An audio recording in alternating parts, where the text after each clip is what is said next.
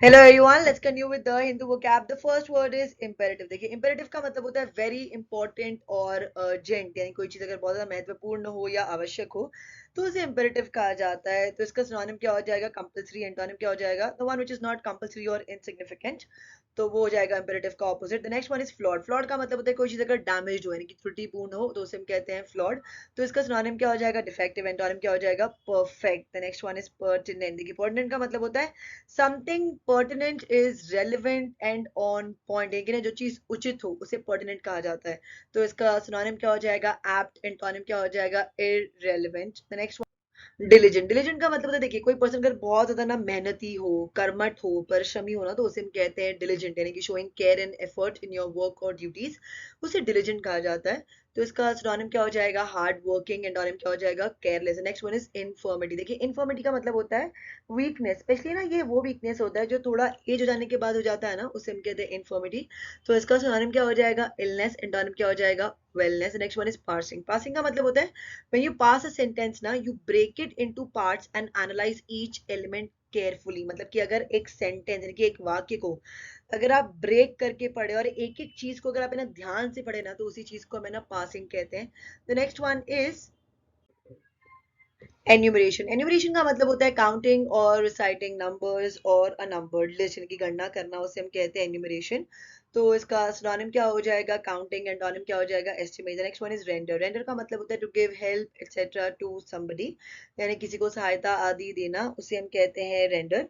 तो इसका सिनोनिम क्या हो जाएगा? प्रोवाइड और गिव. एंटोनिम क्या हो जाएगा? Hold. Next one is acquiescence. देखिए एक्विएसेंस का मतलब होता है acquiescence is agreement to do what someone wants or acceptance of what they do even though you may not agree with it, यानी किसी चीज को मौन स्वीकृति देना, उसे हम कहते हैं acquiescence.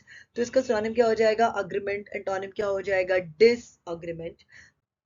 Reification. देखिए reification का मतलब होता है when you think of or treat something abstract as a physical thing. देखिए इसको अगर आप है ना एग्जाम्पल समझेंगे ना तो आपको ज्यादा अच्छे समझ में आएगा. देखिए मैं आपको एक एग्जाम्पल देती हूँ. एग्जाम्पल क्या है?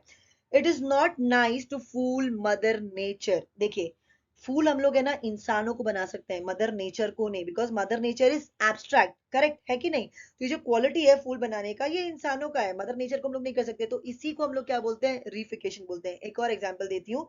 नेचर हैज फाउंड अ वे. इंसान रास्ता ढूंढता है, नेचर नहीं रास्ता ढूंढ सकता अपना. करेक्ट ना?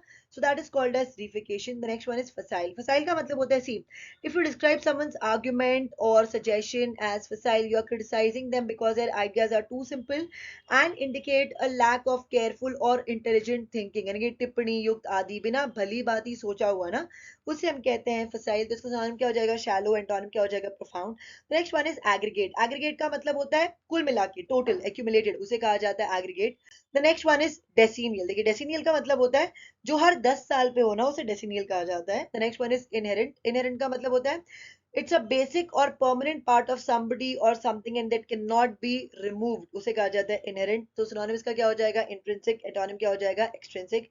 Next one is Lagarde. Lagarde का मतलब होता है कि जो पर्सन ना स्लो प्रोग्रेस करता है, बाकी लोगों से स्लो पीछे रह जाता है, उसे हम कहते हैं लगार्ड, यानी कि सुस्त.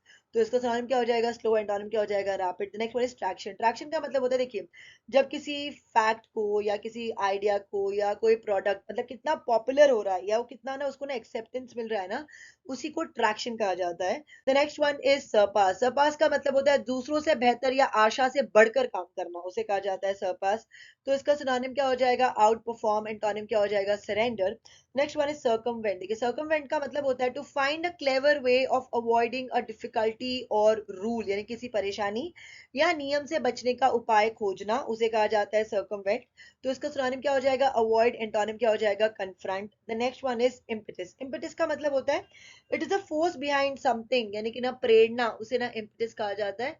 तो इसका सिनोनिम क्या हो जाएगा? इंसेंटिव. एंटोनिम क्या हो जाएगा? डिस्करेजमेंट. एक्यूजेशन. एक्यूजेशन का मतलब होता है statement saying that somebody has done something wrong, यानी कि ना दोषारोपण करना, किसी पर आरोप लगाना, उसे हम कहते हैं एक्यूजेशन. तो इसका सिनोनिम क्या हो जाएगा? एलिगेशन. एंटोनिम क्या हो जाएगा? Innocence. Next one is turmoil. Turmoil का मतलब होता है स्टेट ऑफ ग्रेट नॉइज और कंफ्यूजन, यानी कि ना शोरगुल या खलबली, उसे कहा जाता है टर्मोइल. तो इसका सिनोनिम क्या हो जाएगा? कंफ्यूजन. एंटोनिम क्या हो जाएगा? Orderliness. That's it. Thank you.